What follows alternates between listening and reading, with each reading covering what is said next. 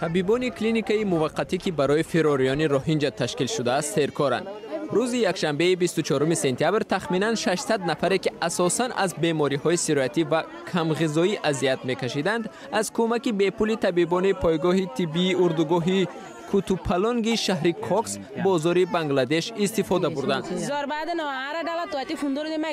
ما طول 15 روز پای پیاده از میانمار به بنگلادش رسیدیم. در این دوره پسرم غذای کافی نداشت، شمال خورد و با مشکلی ها مواجه شد.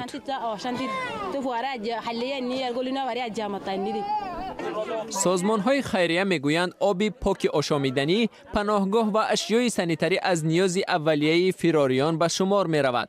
زیرا وضع موجوده می تواند باعث سرچشمه سرایت بیماری های شبیه وبا گردد.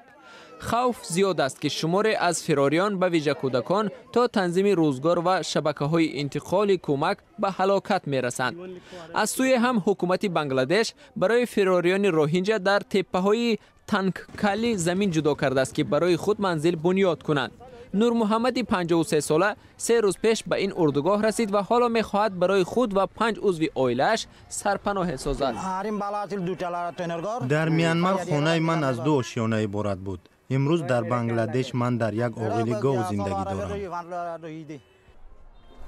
مثل نور محمد در تپه تانککالی 57 عائله مسلمان روهینجای میانمار پناهگاه یافتند. به قول آنها برای بنیاد یک منزل موقت حداقل 4 روز لازم است. سر از آغاز عملیات ارتش میانمار در ماه آگوست سال روان کمش 430,000 مسلمان روهینجا به بنگلادش فرار کردند.